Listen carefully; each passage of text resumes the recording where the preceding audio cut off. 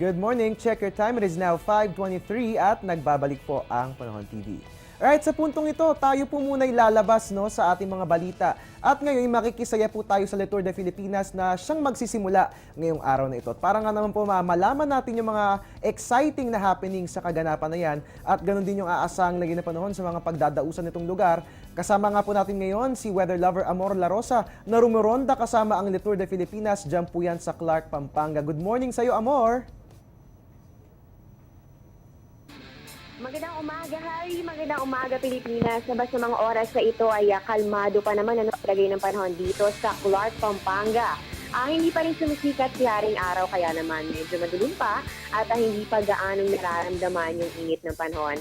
At pwede pa namang mag-jogging sa labas ng ating mga kalahok. At kahapon nga ginanap itong welcoming dinner dito sa Clark Development Corporation.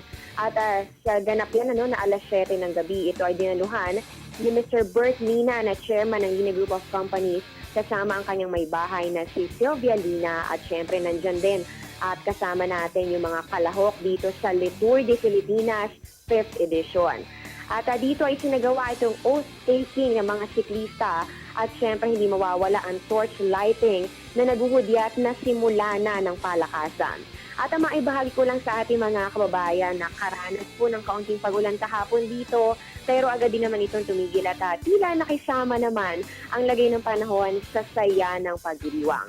At samantala, para lang mabigyan ng ideya ang ating mga kababayan, itong Le Tour de Filipinas nga ngayong taon, 2014, ay nasa 5th edition na, kung saan ang starting point ng race na ito ay magaganap dito yan sa Clark, Pampanga. So sa ngayon po ay naghahanda na ang mga kalahok para sa stage 1 na ito po ay papunta sa Olongapo City na may layong 160 kilometers mula dito sa Clark, Pampanga.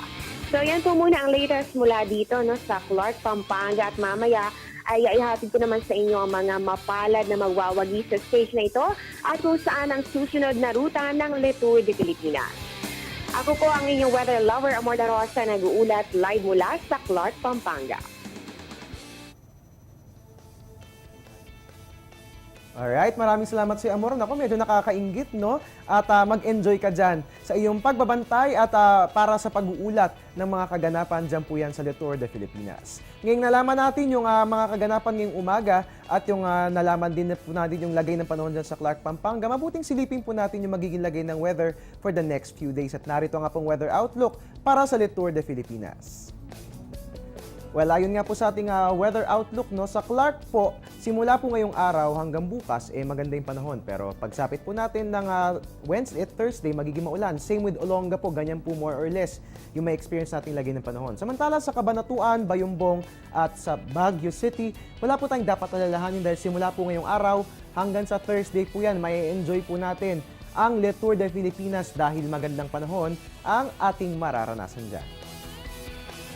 And there you have it mga kabayan. Sa ating pagbabalik naman, sisilipin naman po natin yung 5 AM weather forecast na nilabas ng Pag-asa. Ano nga kaya nga asang naging na panahon for today? Antabayanan po mga sagot sa pagbabalik ng Panahon TV.